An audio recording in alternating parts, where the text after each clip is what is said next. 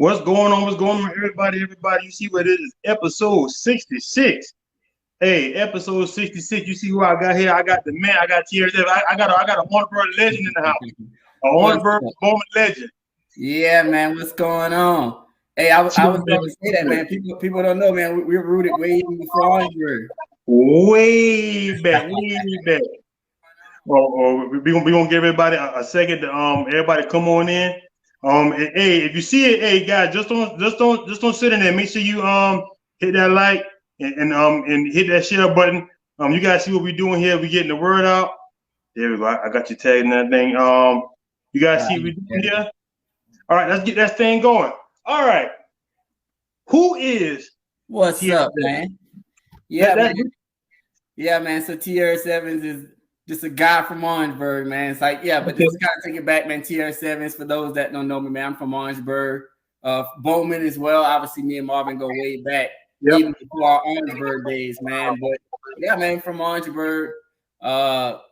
Moved to Charlotte about 7 years ago. One of the best moves I could make, just from business relationships, learning from people, gaining mentorship, man, and just kind of understanding how to level up, man. And I don't just mean financially, mentally, physically, all of that. But yeah, man, prior to that, most people probably know me as Blue. My family know me as Butter, right? Okay. We probably will talk on that a little bit. But yeah, Tieresse, Blue, Butter. All that's me. Whatever you guys feel comfortable with calling me, man. And everybody know. Okay, so that started off. So we know you started from Bowman. So were you actually born in Orangeburg? You was born in Orangeburg?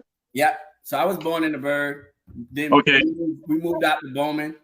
I actually went to Eddystone all the way up to second grade. Then did not know that. Yeah. Then moved to Bowman. So from second grade to fifth is when I came. So I went to Eddystone to second grade, then went to Bowman all the way up to fifth, and then fifth is just when I moved to Orangeburg and started going to Clark, and obviously stayed. Wow. So that means so we moved to Bowman at the same time. Yeah. Well, I started going to third grade too. You started going to Bowman third grade? Third grade. Nice. Okay. Well, third grade. I actually came second grade, but it was like in the middle of second grade. Okay. Nice. I didn't know that. Okay. So did you feel the transition really from Eddystone to Bowman, or pretty much the same? Yeah, it was kind of the same. The only difference was really, obviously, I got a lot of family that stay on the Cambridge Road. So I'm rooted when it comes to, when I went to Eddystone, all of my family pretty much was there. But then I also had family in Bowman as well. Not as much as I did at Eddystone, but it was still a smooth transition. Man.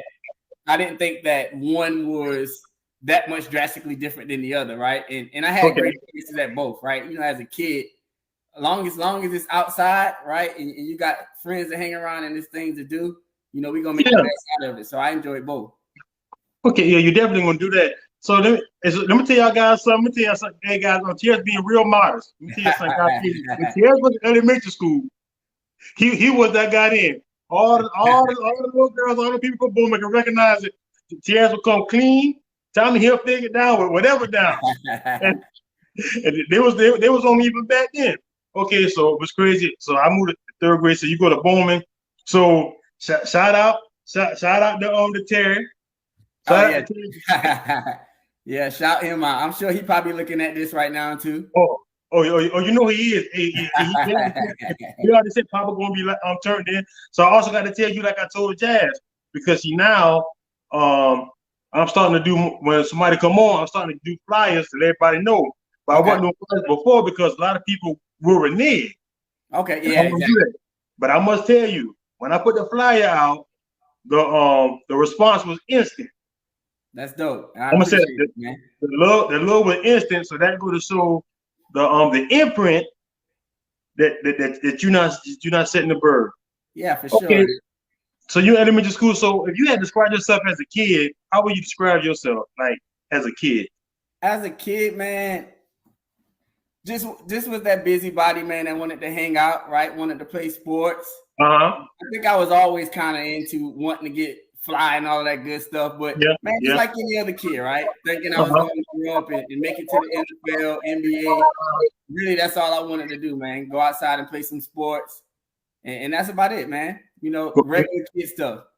I think go outside, play sports, and just have a good time. All day, man, until the light come up, until I got to get back in the house. That's all I wanted to do as a kid. And you did that, okay? And shout out to your to your relatives. I mean, to your siblings. Yeah. Shout out to Miss Sean. But you guys don't know is when we left, I went to Bowman 3rd and 5th grade. Me, Blue, Sakura, everybody, we called food from Bowman. Yeah. From 6th to 8th grade. And those are sacrifices that our mom had come over to deal that they thought they wanted us to go to Orangeburg school. Exactly. Yeah, man. And that was big for us too, man. Like, I think, especially that age, man, going into an environment that you're not really familiar with, it forces you at an early age to know how to adapt to change, Correct. So luckily we had each other. And I think Barry came over the same year we did. And I remember Allison. I think Allison Dwight came over one year too. I can't remember when Allison came over. Same year. We came over going into a new environment. The Berg was like big time compared to Bowman when it came to different schools, man. So we had to learn how to do that early on and transition in different uncomfortable levels that we weren't really used to, You're right. So we did that. So so we do that, and we do that thing. We get to high school. Because God, I almost skipped too hard, but I'm gonna tell you, we're gonna slow down because we made a Tieresse, Mr. Evans, put some Spiegel name, made a huge transition after in college times. Yeah. Okay, so we get to high school. How would you describe your experience at the Dub?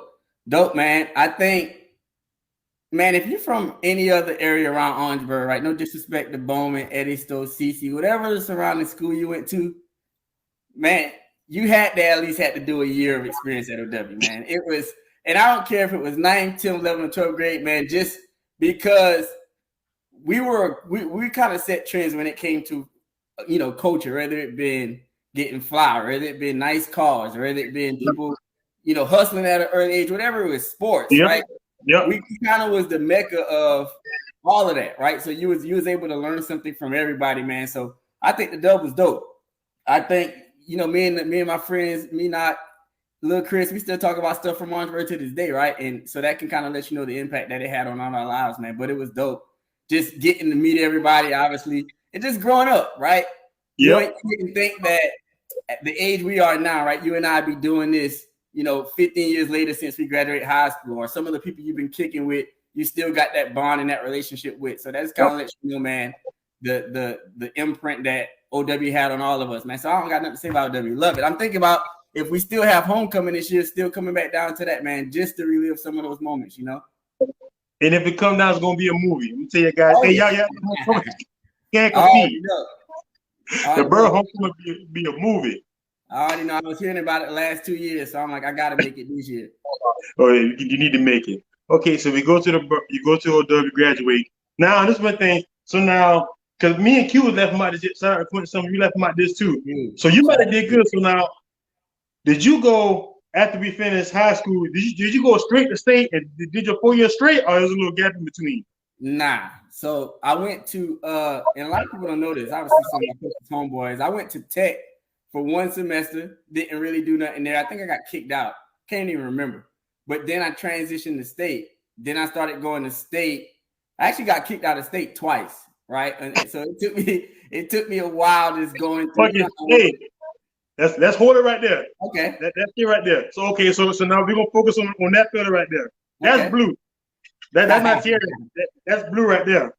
Okay, so because man, we all go there and certain stuff we just let be what it be. But I can honestly say, because I know I grew up in that time. So what happened during that time? Because when I think about it, we always outside. Yeah, for sure. That time, I don't know what it's about that 05, 06 summer. It just kept going on and on. But so what do you think happened to that transaction from, we always school at a good time to where you just was like, was there something happen? Or you was like, man, I just want to live, and it just happened to just transition into I'm gonna call it knuckleheadism. I'm gonna call that being. Yeah, good point. Honestly, I always knew I was going to continue to excel, to be honest. Okay.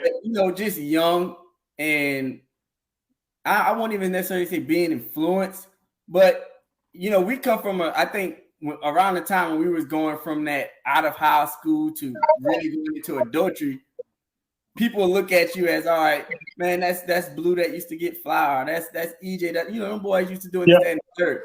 So when we got to state, considering we were some of the ones that stayed home and kind of went to school, that kind of came with it, right? Where it seems like the target was always on our back from people that came to school with us that wasn't from the area, right? Everybody trying to, that ego involved. We from Orangeburg, like this is our stepping ground, and then people coming from other cities, like I don't care about who y'all are. We this and this. So it's a lot of ego stuff that went involved, when we were going through those younger ages and growing up, and we had to handle stuff and we learned from it. And I would say this, I won't take none of those years back, man, because I don't think none of us, right, me or any of my friends would be where we at to this day if we didn't go through those encounters from that time frame of from right after we graduated through early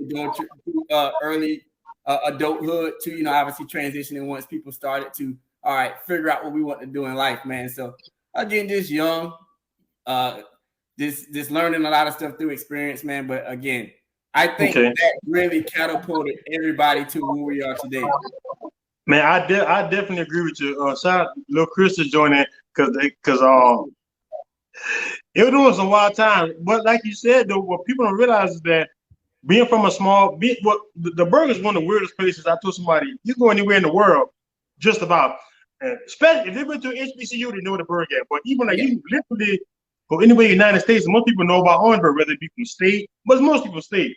Mm-hmm. But people don't realize being from the Burg, there's a lot of time, a lot of outsiders come on the time. It's not that we want some like we from the Burg and bad, just that they really disrespect, and for some reason they think that just because it's the Burg that whatever action that you asking for, you ain't gonna get. And right. A lot of altercations came because of that. People from Charleston, shout out to the Chuck, but especially Charleston, they will come. It would be a lot of everybody growing up, we can laugh about it, but a lot of those things were really, if you think about it, self-defense. Yeah, I would agree. And it sounds like obviously still telling the story from our perspective, like, it's easy to say, but it really was. I don't think none of us was just somebody out here that just out here causing ruckus, right? Now we'll be whatever you own, but we wouldn't just out here just starting that, Okay, correct. Okay, so you go through that because I remember everybody was outside. But shout out to you, everybody. And what I like about that crew, everybody from my crew, me, you, Lil Chris, I think y'all finish it.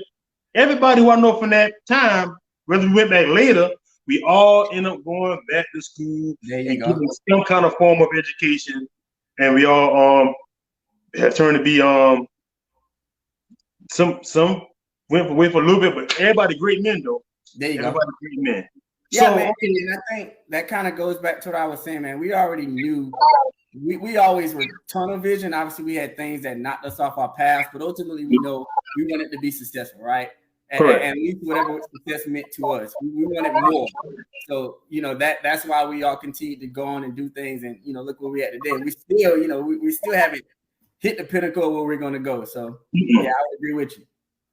We still go, okay. So what happens to where does something happen, trigger, or you just say, I might go ahead and finish? Well, like, what happens at the point you say, you know what, Tieresse, you talking to yourself, well, let me go ahead and knock this degree out. Because I promise you, once you locked in, I see one picture, I got my bachelor's. I see one picture, I got my master's. I'm like, God.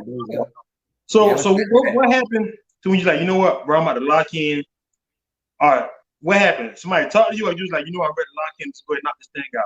Yeah, good point, man. It's just holding myself to a higher standard. I know what I was capable of accomplishing, right? Okay. And obviously you got your family. I was staying with my grandma, I think, at the time, my mom, obviously my pops. You got people that's rooting for you as well that give you that added motivation to, you went to school to achieve that. And from eras where we come from, right, we're first generation when it comes to a lot of this stuff. When it comes to landing six-figure jobs or starting a business or graduating college. So I knew that, I had the opportunity or be one of the ones in my family to be able to do that. But to answer your question and to be quite honest, once I got kicked out the second time, I'm like, all right, it's time for you to get your ish together, right? Obviously, I started to go into school for a reason. And once they let me back in that second time, I was like, I already know what I need to do. Let's just stay focused and get through it. And I even ran into an encounter, right? Even the year that I graduated, a few months prior to that. But God forbid we made it through that. And once I graduated, I moved instantly. And I came to Charlotte. EJ was actually already staying in Charlotte. So I reached out to Knopp, and I was going between moving to Charlotte and Myrtle Beach. And he was staying in North Carolina and was like, hey, I stay here, you good. Come get settled in. So had he not bring me in, and he was already staying up there for a few years, no telling how we would end up, right? So obviously just being a real friend, he brought me in. So I moved to Charlotte. And then from there, I already had a job lined up. It was just a point of me just getting out of the burg, and it was up since there. Okay, so what was your degree actually in? Business. Business. So my undergrad degree was in business. Then I went back and got my MBA like 2 years later, 3 years later. Okay. Let me tell you, I learned on this thing. I don't give employers no shots out. So, okay. What was your first? What was your job title, or what was your first job in when you first went straight to Charlotte? What was that job in? What was that job? Occupation. Yeah, good. Yeah, so I was in sales literally my whole career.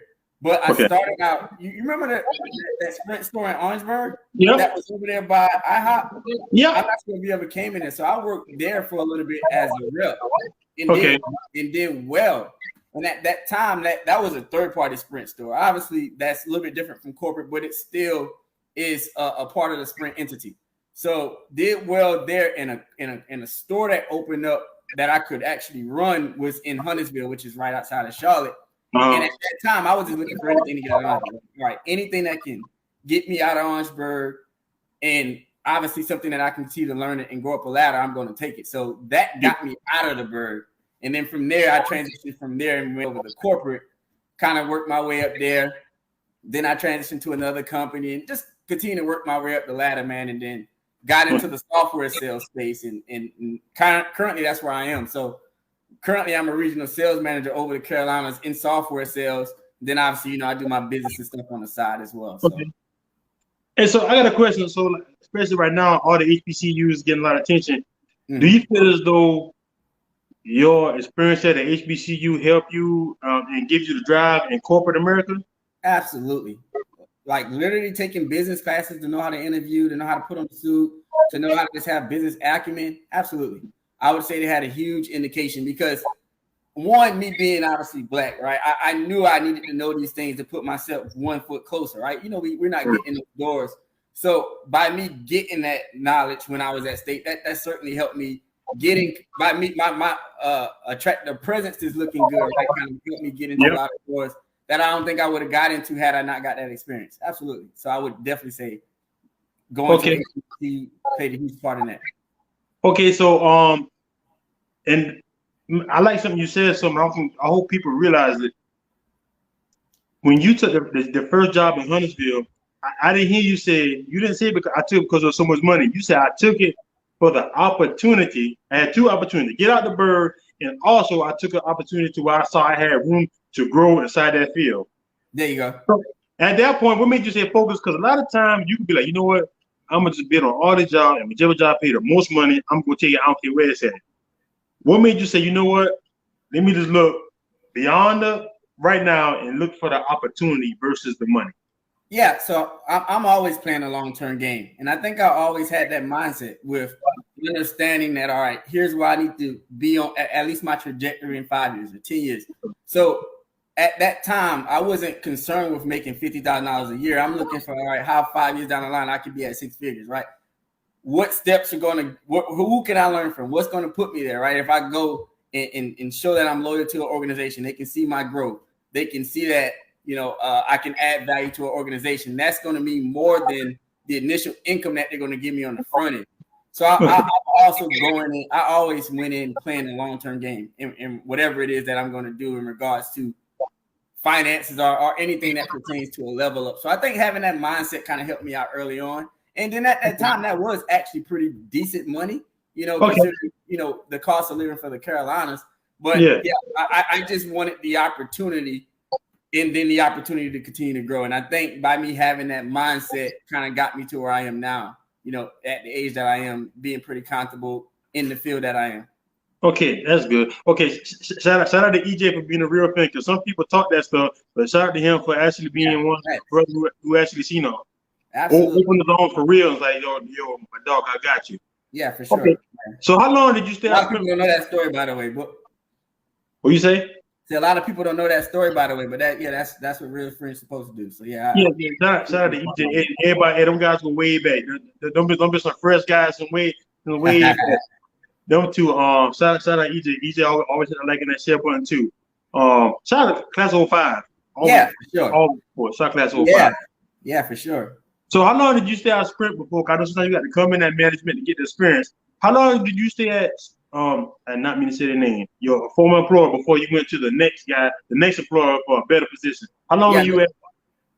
Good question. So I was at Sprint for 5 years, and that's both indirect and corporate, meaning, and the only difference between that is a store. Essentially, if I wanted to own a franchise in Sprint, I can do it and name it Sprint by Tieresse Solutions, right? As opposed to working for Sprint Corporation. So both of those combined, I worked there for 5 years, and that time frame there, and then me getting that leadership experience young really helped kick down the door for the future opportunities that I actually have for today. Okay, so you do your thing. You're growing up. So what actually I love when us as people from the bird is going and get these corporate jobs. So right now, you say you are directors of sales for software company for the Carolinas.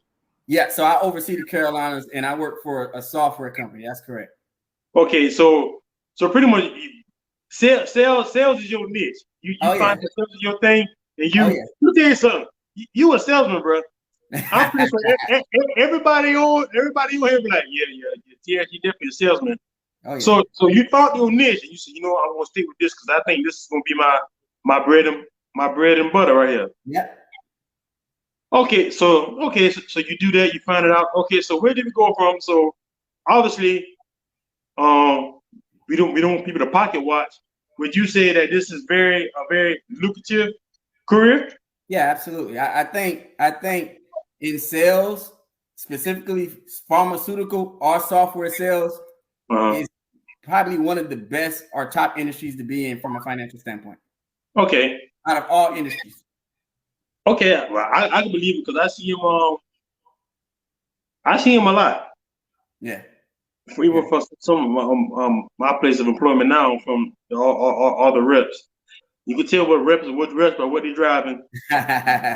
Yeah, it's a blessing to be, and it's kind of hard to get into them. Honestly, pharmaceutical sales or software sales, that's one of those things you got to have that 10-year experience, or you got to know somebody, right? So, I don't mind having a conversation with anybody, right? And whether I'm out getting a beer, I was telling somebody now I got to now learn how to play golf because that's the niche that I'm in, and that's the conversation starter. So whatever is going to start that conversation, I don't mind putting myself in that environment, and I can adapt to any environment. And I think that certainly plays a large role for me to be able to get into the space that I am now, man. Because I wouldn't sit here and act like it was easy to get into it, but once I got into it, I was like, yes, a wrap. All right, but you know what? You put the work in, so that makes it easy. Okay, so now this one to get interested. All right. Okay. I said this one to get interesting. All right, work your way up. You're living real comfortable. You know what I'm saying? You in Charlotte, being I'm using my right word. Being I'm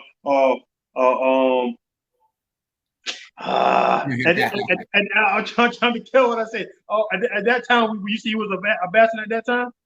Yeah, for sure. Okay, you in Charlotte, black bachelor, high-end job. You living a life. What makes you say, all right, you're doing all this? What makes you say? Now, a lot of people. Cause let me tell you something, bro. Because you're living good. Then what happens with that? I remember. Then you came in with Forex. Bro, you came in with Forex like a hurricane, bro. You came in with Forex like a hurricane.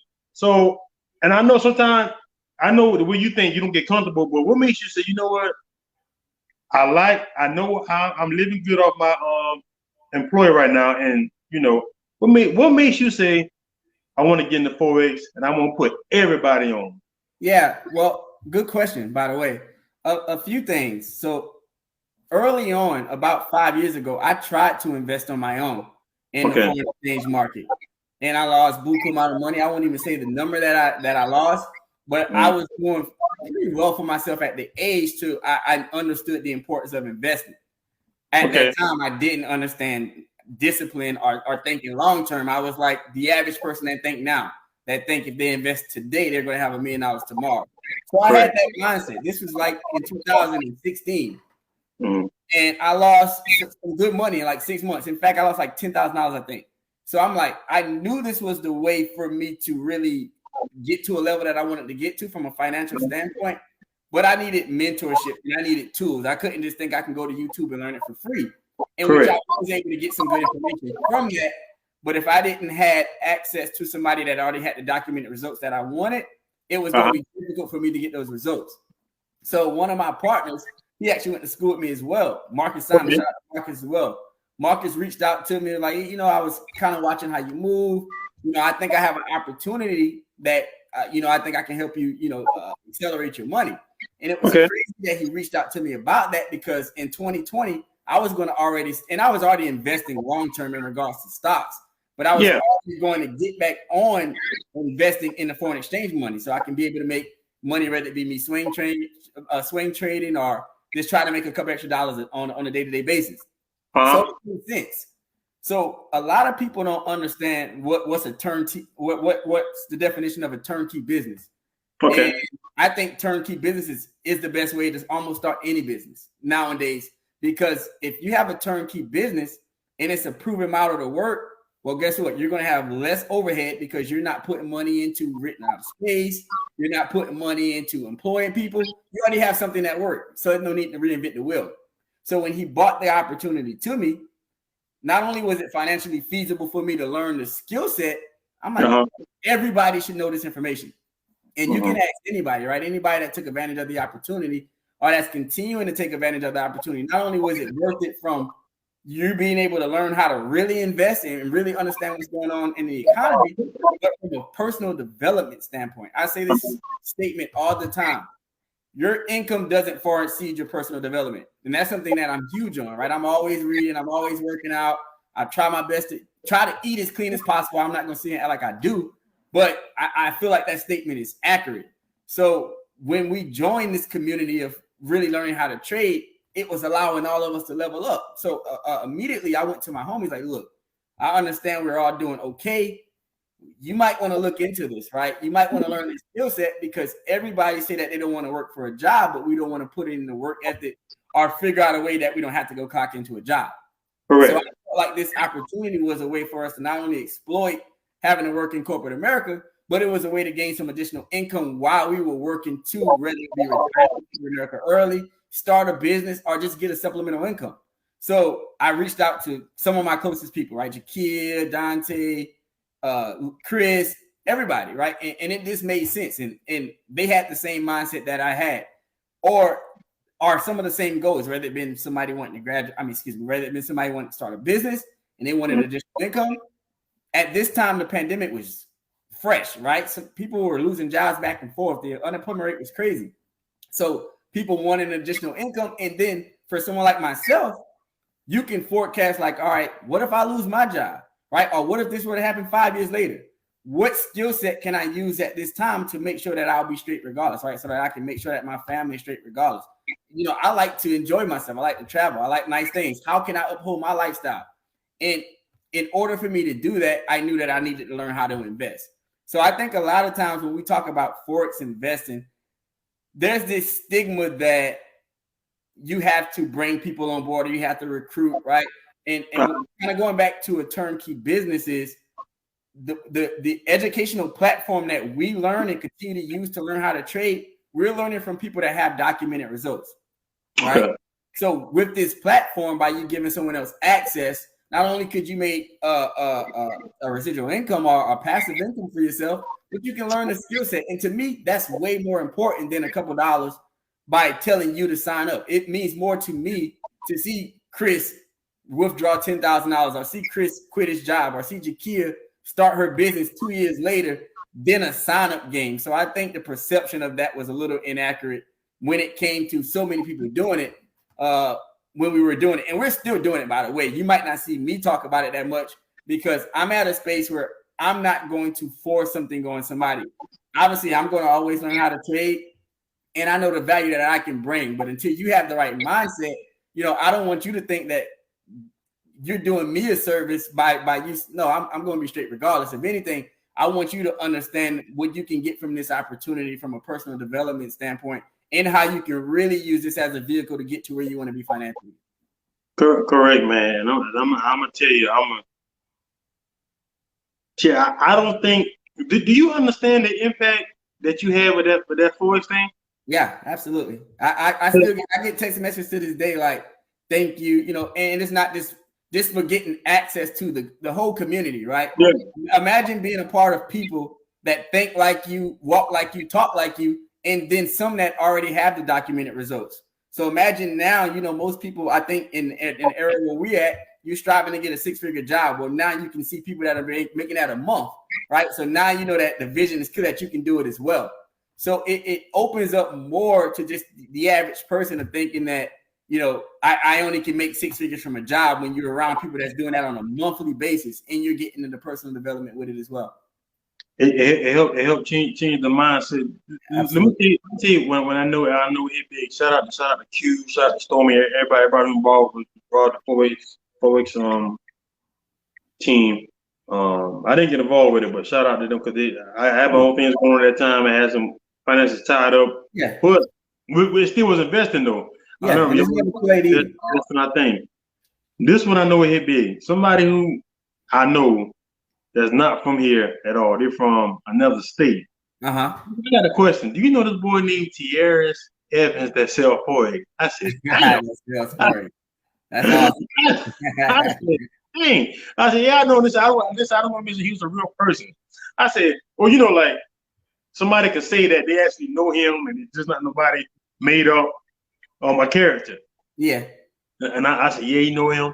And so you put these people on, so you start moving that direction. So we just talked about it, but like when you did that, and I know the impact you had, but like the impact you had because you can see people how people lifestyles change.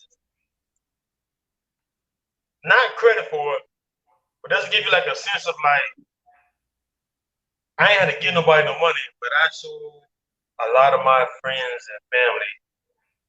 I helped change the mindset. Because this is my thing. Even if they did nothing for it, you took the loss.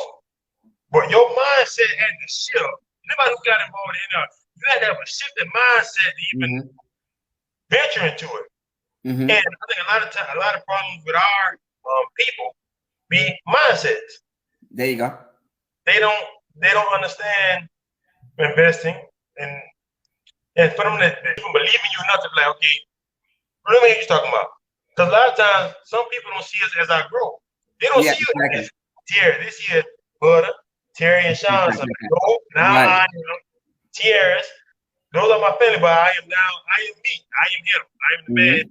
And I think that people actually, you actually made a good transition. I think people actually saw it.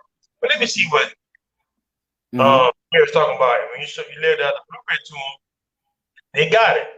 Right. Okay, so you're doing that. So when does first we're gonna let you describe what is ownership? Yeah, for sure. Yeah, so we'll start there, man. So ownership is the merch brand to my actual business. The name of my business is Loyalist Iani in Operations. Right. Okay. So, and there's a multitude of things that I'm going to do with my own business. Okay. But first, I launched the merch brand, right? I'm like, all right, obviously I like to look nice, right? So I'm like, what can I do that's going to not only look nice, right, but can make an impact, right? And I feel like, at least personally, that if anybody can have credibility to talk about the importance of ownership, it can be me.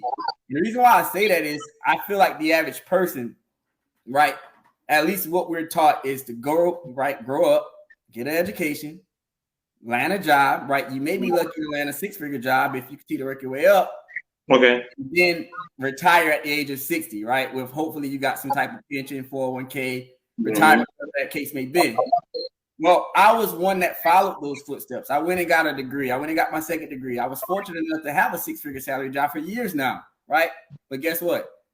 I went through those experiences now to understand that's not the way to success, right? Because what happens when the pandemic hit? What happens when you put 25 years on a job and when it comes to a promotion?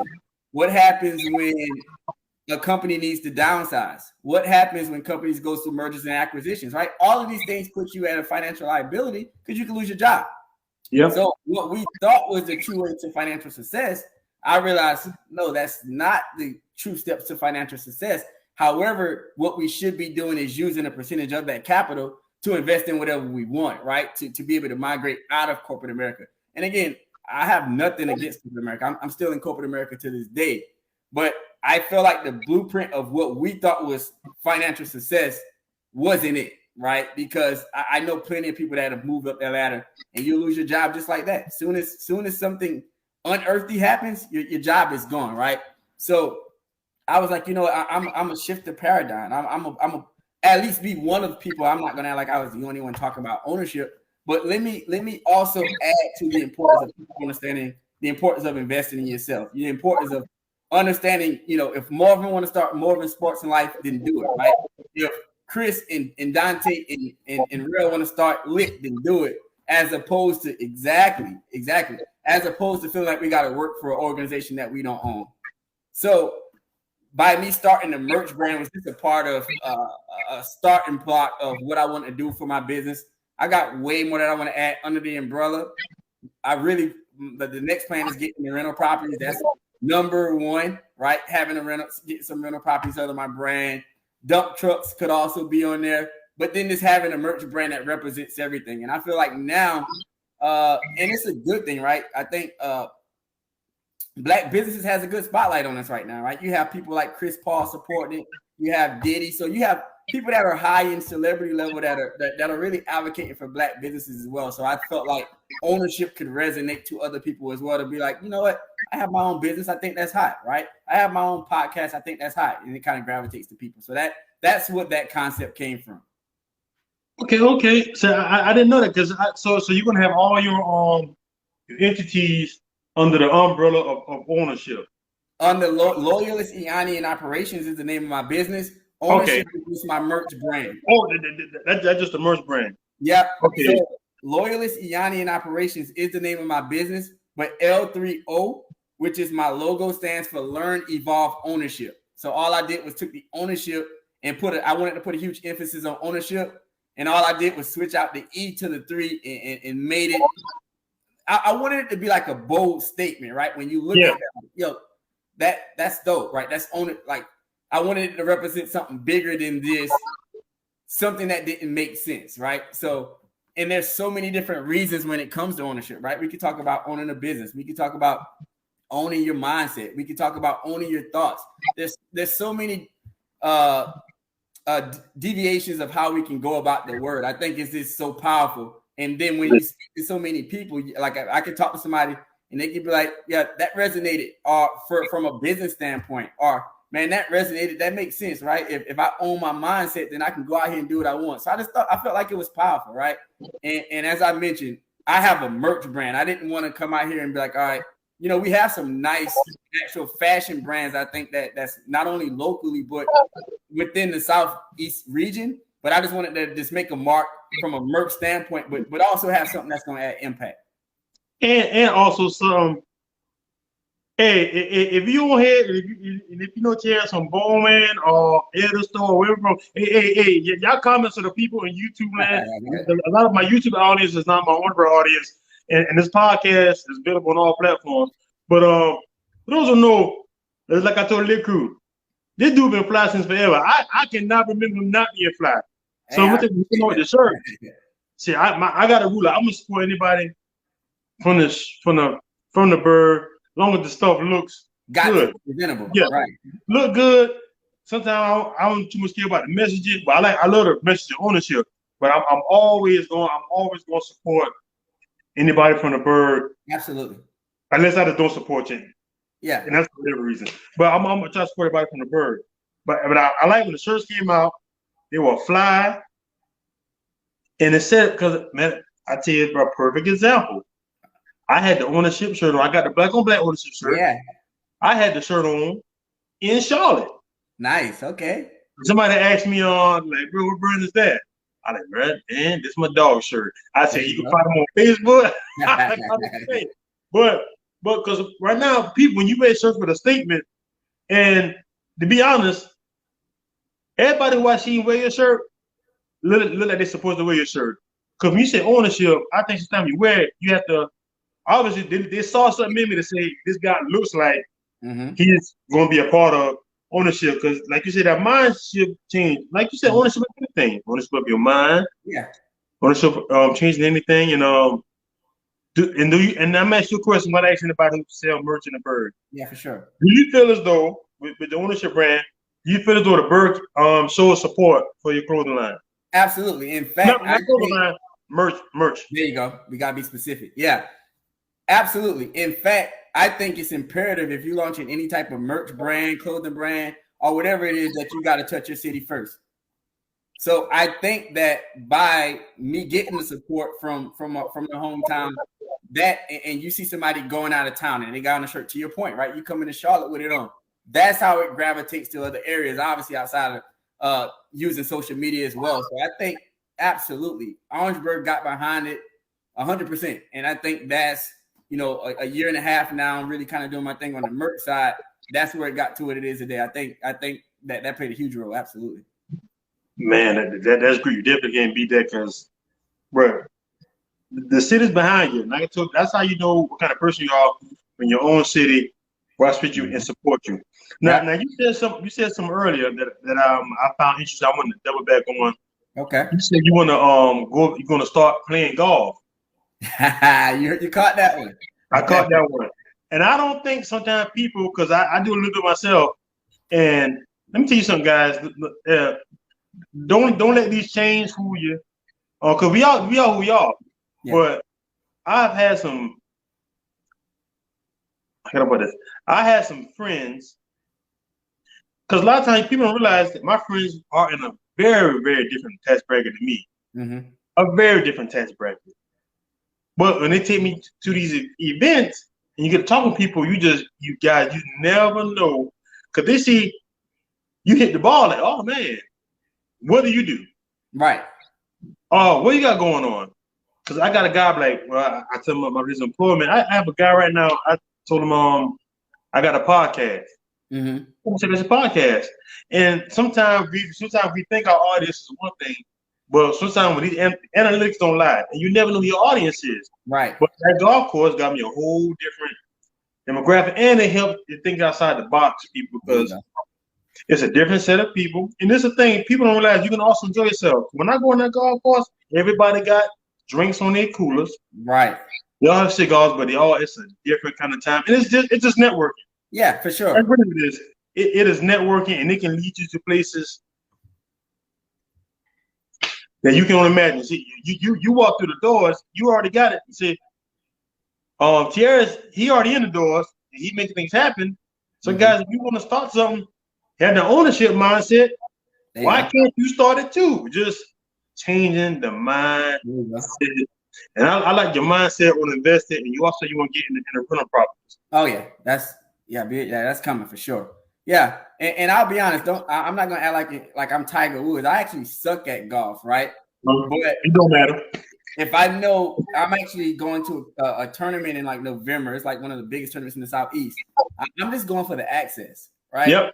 I'm going for the access. So if I'm in that room, if I'm in that environment, I'm going to catch something that I wouldn't caught if I wasn't going out there to play golf. So yeah, man. 10 years ago, you wouldn't hear me talk about going to play golf. It would have only been football and basketball. But I know the conversation starter that is with people that let you know you play golf, in the access that I get by going and being in those type of environments. Okay, and so I got a question. So do you feel as though, especially somebody in your position, do sometimes you feel as though I want to word it right, that sometimes that you have to keep the success of your side businesses quiet because of your employer might get intimidated? No, I don't. In fact, I everybody at my job that where I work at, they know I have a business because I don't want you to think that I'm only catered to you. I know the value that I bring because I can leave your organization and go to a competitor, right? Okay. Like, that's not going to change the value that I can bring to another organization or to myself. So I want you to know that I know how valuable I am, and I know that you're lucky to have me as opposed to I need to be a part of your organization. Okay. Hey, I'm gonna let you know right now. Hey, your pop said awesome interview. your pop said awesome interview. Okay, so I want to see because it goes, and let me tell you what you guys don't know. Me and Tieresse were supposed to do this interview a little while ago, but schedule. Let me tell you one thing I can say about the bird, and I kind of got to do some shifting. But I love, and when I say I love it, I love to see my people. Like me and this dude was in the back of a Corolla together, riding from Orangeburg to go to school. For sure. And it's the transition from that to where you are now to the successful businesses where you at. So I got a question. So this is my personal opinion. I know you're doing this or not. So do you actually have I'm gonna ask you, do you have a Forex consultant? Because I'll put that there, I'll put advisor. Do you actually have a Forex advisor business under your ownership or no? Not really. Yeah, so good question. So when I spoke about turnkey businesses earlier, right, when we talk about the Forex community, the actual company that we're a part of is called I Am Master Academy, right? Okay. But in regards to that, you can become an IBO, which is an independent business owner. So let me give you an example of what an IBO is, right? If you worked at Chick-fil-A and you wanted to start Marvin Sports like Chick-fil-A, well, then you would be an IBO within that franchise, right? You'll be a franchise owner. So this is the same thing, and this is where people are thriving now. I'm kind of going back to turnkey businesses. How can I create a business where I don't have to have a brick and mortar, where I have low overhead, but the opportunity to make a financial income, the gains far outweigh the loopholes that I can run across in regards to starting a business that's not turnkey. So in regards to the Forex community, we get access to educators that have learned this skill set, right? So those I would consider would be the advisors, the mentors, right? These are the guys that have already put in the 7 to 10 years to learn this skill, to learn this skill set, which gives us the ability to cut our learning curve in half. So for the average person that say they wanted to learn how to trade in the foreign exchange market, and I'm not going to sit here and lie and act like the only way to do that is by going through I Am Master Academy or through any academy for that matter. But it expedites your learning curve when you're learning from people that have documented results, right? Because you can learn from their experiences and know what you can incorporate or what not to incorporate. So we're all a part of a community that allows you multiple opportunities to make income. Obviously, trading and investing, whether it be in crypto market, whether it be trading and investing in metals, whether it be even trading and investing in the regular stock market, index funds. We can trade SPX or US 30. It's almost a variety of things that we can trade, but also by granting people access to this platform, you can also make a passive income on the side as well. So when I partnered with I Am Master Academy, I partnered under my business, Loyalist Yanni in operations, and joined the academy. But honestly, when I first started, I only went in to get the education. But when I saw how powerful the education was, I feel like everybody that was connected to me had to get access to this. Right? And it kind of catapulted from there. And everybody can talk about their own experience, whether it been making a large amount of money, whether it been just getting the interpersonal connections now that we have, or whether it be from a personal development standpoint. But for me, it's various reasons. I still get a residual income from that on a week-to-week basis, right?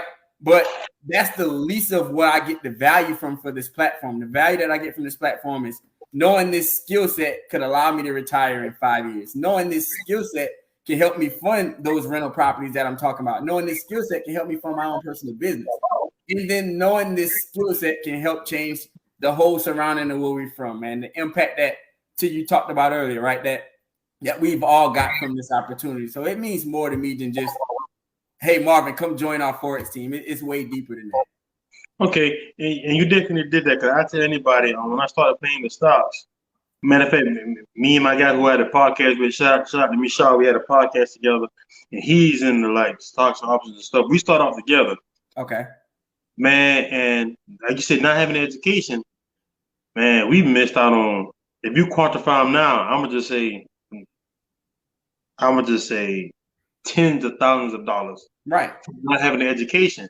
So we don't learn it this way. That's why I tell guys, education, if we would learn what we know now, once we start reading to it, and once you start reading, and now people have no excuse, because you got Audible books. You don't need Audible books. You have to get education. Anything you do has to get education, even if it's YouTube. Right. I read books by people who actually done it, and the education does not lie. Right. Well, you got to also ask yourself this as well. And this was another thing, to your point, what made me cognizant of getting the education.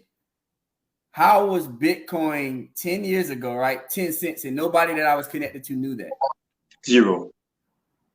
They know about it. We all could have been straight, right? Yeah. So now it's like I can't let stuff like that happen no more, right? I need to be in environments where I can get the education of not missing out on the next big thing, whether it be Bitcoin, whether it be the next Apple, whether it be the next whatever it is, right? I want to be at the forefront of that before it take off. I can reap the benefits of that. Your benefits and put everybody else on, and I think absolutely. Man, I never, now the ownership thing means so much more. I am not gonna lie. I didn't even think about taking ownership of your mind, because that's one of the biggest ownership things. And I'm gonna tell you what I hate about some of our people. I remember when the first Bitcoin thing hit, before it got real big, I had invested into it before it got real big. So I got me a nice little Christmas morning. I say that. But I told people about it, like, I hate when people say this, man. If I would have had, if I had known about it when it was 3 cents, but you didn't find out. Now you find out it was $100. So do it now. Right. Because then it's gonna be. Because I got it on it when it was. I got it on it when it was like 10. I'm right under 10. Then it went to like whatever it went to. I only got on less than 10. I know I got it on. It was like a nice thing, but I'm like, because people like, oh, it's like, bro, stop looking at. I say, you invest in 401k, look at it red. Just take the long road. Just take the long road. You don't try to be Wolf of Wall Street. Right. Well, and with that, you could have invested in Bitcoin and not have adequate information on what Bitcoin was, and could have made money last year just because of the astronomical run that it made. Like this time last year, it was like $11,000. When I got in on Bitcoin, it was at 8,900. Right. So to your point, you didn't have to go break the bank if you didn't have that. You didn't have to you could have gradually put something on every time you got paid. Coinbase has set up. I can have a percentage of my check come out every other week, right? You can put $100 up each time you got paid, but you still didn't have, a great ROI on that, even if you would have done that, just because of the run that it made within a year's time frame. Just a great mindset. So I got some Chris. I'm gonna wrap it up so everybody will know. Yeah. So if everybody will know, let me show the link here. So if they want to get an ownership shirt, where they get it from? Yeah, so two things. One, ownershiplifestyle.com. Check out the website. When you put in ownership, just remember the 3 instead of the E, and then lifestyle spelled the usual way, ownership.com. And you can personally reach out to me. I would highly recommend you go to the website because I like to track those sales. And then obviously for purposes of actually having to file taxes, so I would highly recommend that. But if you want to reach out to me, that's fine as well. You can reach out to me, whether it be on Facebook, IG, and I can get you squared away that way as well. Hey guys, let me tell you something, guys. You work fast. I hit Mr. Evans. I hit Tieresse on a Wednesday, and then he was like, "Hey, did you get it yet? Is it there?" And man, it was there fast. I said, we had it. Ain't no running down. Shout out to Lit, same way. Their brand. Shout out to D, Heavy Nugget, same way. Shout out to I got to do for the thing near the bird. Let me tell you something, guys. I believe in if the shirt fly, I'm gonna wear it. Now, I ain't gonna, but Tieresse my boy, so I ain't care what his shirt is. I don't buy it. But the shirt fly. Lit, Lil Chris, shirt fly. Shout out Chris, shout out to Dante, and shout out on Rail. And guys, hey, they all under that the same umbrella. Mm-hmm. Yeah. All under the same umbrella. I agree. So I see people responding in here now. Shout out Blue. So from a non-ego point, how does it feel to be like, I know we said earlier, how does it feel to be like, bro, I really making a change out here and people see the change out here. Well, honestly, I don't even look at it from an egotistic standpoint, because I feel like when you live in life, and I genuinely mean this, it's all about experience and impact, right? So if I did that, or if I'm doing that, I'm living in my purpose. And I feel like that's way bigger than any type of egotistic, whatever any person want to think of. So I don't even look at it like that. Man, I'm trying to tell you, man. I love it. I love it, Tieresse, bro. The change, the mindset. I'm gonna tell you something, guys. When people say nothing come out good out of the bird, they liars. They hate us. Yeah, for sure. We got example after example after example of just what put in your mind. This man is an example of. This man said, I did not know that. Now I remember I kicked out of tech because I was there. But this man got kicked out of tech. Yeah. Kicked out of state twice. Now see, those three things right there, most people would have been not quit and just went down. I just say could have went down a very wrong path and stayed there. Right. Kicked out of tech.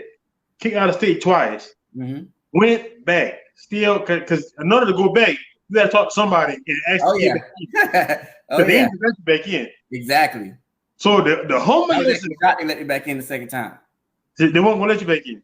Yeah, I was actually shocked they let me back in the second time. So, cause you went like on the wheel, like I'm gonna just go. So I talk to somebody. So the second thing I kicked out. What classification you were? The second thing I kicked out. I was a sophomore, and I was a sophomore, and they let me back in because I got charged with 2 high aggravated assault and batteries. But by the time the school year started back, both of them got dropped to simple assault, and that was my case of letting me get back in school. Like y'all locked me up for this. My charges are this now, and this is not the same thing. And I guess it made a point because they let me back in and they wanted me to like check in. I'm like, I'm not checking in. Obviously I was falsely accused if you locked me up and it was for this, and I don't have those same charges. And I think that's what got me back in. Yeah, you gotta do that. So and that's so like the perseverance, man. Cause like, man, I got on academic probation too at Tech, and it took me 10 years to go back. Yeah, it's not 10, but like 6 years. No, I could have went back, but just my mindset, because I started having children and life happened. But even when life happened, I said, you know what? I still need to go back because I preach to my kids, don't start something and don't finish it. Right. So you got to finish it. Yeah, so my thing is, you gotta be a living testament of it so they can follow. Bro, I'll tell you right now, bro. Hey, that's gonna be a clip. Yeah, I'm right. That's a clip there. Twice, go back, finish, and be. Hey, I hope somebody can stay watching this because they need to bring you back to talk. Well, no, actually, it was some things in the works, something like that. So yeah, hopefully they need it. Through. But yeah, have you ever thought about this? I don't know if you're doing it already. Have you ever thought about being a motivational speaker? Not really. Stuff like this, I like to tell them my nephews, right, to kind of show them. And he's in 10th grade now. And my other one is like in 8th, 9th grade now. So like for them, kind of showing them like, obviously, kids now are influenced, right? Everybody want to be little baby, little dirt and all of this. So I like to just show them like, hey, I wasn't always this type of person, right? And I'm still working. I don't want to act like I'm this ultimate poise that got it figured out either. I'm still learning. I haven't even reached my trajectory. But I just be wanting to show them like, yeah, I've been there and done that. But look where your uncle at now. So really just for them, man. I want them to see that it's possible. But, you never know, man. Down the line, that can happen someday. Okay, good. I'm going to tell you something because I don't think because you are you, I want you to go back and watch this video. Okay. Bro, I was because I know I was kind of stumbling all over it. So I was definitely No. But I'm saying that you wasn't stumbling over. That's my point. You must see, I was watching the video, bro. When you are speaking, you speak with a person like, bro, I thought I was listening to E.T. E.T. the motivational speaker. I'm like, bro, so I don't think sometimes we realize the power that we might have. Yeah. But bro, when I'm listening to you, I'm like, man, let me go do something because your talk. This kind of talk our people need to hear. I'm pretty sure somebody right now just got a pen and paper. I'm like, bro, I need to get on it. Yeah. I need to get on. So if you ain't doing it, I'm gonna tell you, you might want to look into it. I don't know if you need certification or not. You might want to start doing some. You might want to do some. I'm talking about some speaking engagements, because bro, you got it. Shout out Lil Easy, Full Court Pressure Wash. Yeah, shout out to them for sure. Full Court Pressure Washing. Shout out to Easy. Absolutely. Working. Another one, man. Lil E got a story to tell too. Look, Lil E, you went wild. You went wild, boy. Yeah. Now you're a grown man with kids and a business. I tell him all the time, we proud of him, man. Like, you know, he overcome those obstacles as well, man. He definitely has a story. Well, I'm telling you, man, I love it, man. Before we sign, I'm glad you came on there, the Marvel Sports and Life. Before we sign out, I'm gonna let you tell the word. Hey, guys, we on episode 66. Okay. I did one interview, and the bird was like, man, Marvel, I ain't gonna lie, if you like your show by yourself, but bro, we want interviews. Interviews. Right. And I appreciate you for trusting me enough to tell your story on my platform, and we can be putting a light, because your audience is not my audience, my audience audience. Not me. There we go. Yeah, man. Really, a few things. I want to give it back to you, man. Like, for you to have this idea of this podcast and see it come into fruition. You said you're on episode 67. So that's start with a thought, man. So to see you, pursue what you wanted to do, man, that's dope. And all of the brands, man, like you representing Lit, Push. We got so many other brands out here. Ford Pressure Washing. So many brands from the bird that so many people are doing things, from a positive standpoint. So, man, just continue to inspire each other, right? Because we all haven't even plateaued, right? We still haven't even reached our trajectory of where we're going, man. So it's just great to see everybody doing something positive, whether it be this podcast talking about business, whether it be Lit, just anybody from the Berg, man, or any surrounding areas. If you're doing something that has a message that's impacting and you're inspiring somebody, man, salute to you. And for those of you that had an idea, there's people that sit on ideas all day, man. Just push forward and put that thing into action. You'll be surprised, what that business or whatever that thought can be a year, 2 years, even 10 years from now, man. So salute to you, Marvin. Real talk, man, for having me on here. Certainly enjoyed myself. Man, I appreciate it, bro. Like I said, episode 66, Marvel Sports on Life. Y'all, the Berg ain't paying y'all. We've never. I got a funny story where I'm on here, because I see real no Chris, and I know you be dancing too, Tieresse. I don't know if you be dancing no more, but you might not stop dancing now. I was in Charlotte again. When I thought about y'all boys, little Chris still be dancing. I see little Chris out the win the other week. I want to give y'all an example of how big the Berg is. Even on this interview, but Tieresse know him because he even down this old way. Everybody know him. Everybody know Roy. Everybody know Dance Roy. Oh yeah. So I'm in Charlotte at the Epic Center. Okay. And it was some young ladies there. That's where I was from. I said, I'm from the Berg. I said, y'all know about the Berg. This city like from New York or something like that. She said, don't play us. We know about the Berg. We know about that, Roy. I would have never. She said, don't try to play us. We know about it. We know about the Berg, the Orangeburg. I said, no, that's crazy how such a small. I think now we all hoping we all are just capitalizing on our greatness. Yeah, for sure. We can just and we catching in on it. Absolutely, man. Yeah, and the Berg is historic for the Roy, man. That junk set the culture on fire when it came to dancing, man.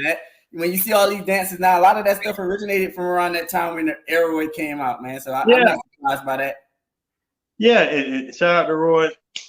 Absolutely. Hopefully, I'm gonna just shout out to him. Yeah. So this episode 66. Hey. With it was Tieresse. A pleasure, man. Episode 66. Love it, man. Again, appreciate you. I appreciate it, and it's gonna be on all platforms. So I want you to say one more time, because a lot of times, my podcast audience is not my Facebook audience, not my YouTube audience. Okay. So this will be the first time being introduced to you, whether it be Spotify, Apple Music, whatever. So if they want to find you, I'm gonna let you tell them where all to find you on all your available services that you might offer. And I'm gonna let you have the last words before we sign off. Yeah, for sure, man. So for any of the ownership merch, right? And you don't necessarily even have to have a business, right? If you just have we spoke about earlier, right? Just that ownership mindset to whatever it is you want to be successful. Or if you just like the gear and want to support, man, you can go to ownershiplifestyle.com. I also have an Instagram page, L30 Clothing Co. Go ahead and go follow me there. And if you want to learn more information on investing, Forex, personal development, ownership is wealth.com is my website there. And yeah, my personal page on Instagram is T Evans L30, which stands for Learn, Evolve, Ownership. And then my Facebook page is Tieresse Evans, man. So anybody looking to get some merch, learning how to invest, man, give me a shout. All right, guys, just like that, we're about to sign out episode 66, Marvel Sports and Life. You guys hit that like, hit that share button. You see what it is. Let's go. Let's go, man. I appreciate you again. Have a good one, man.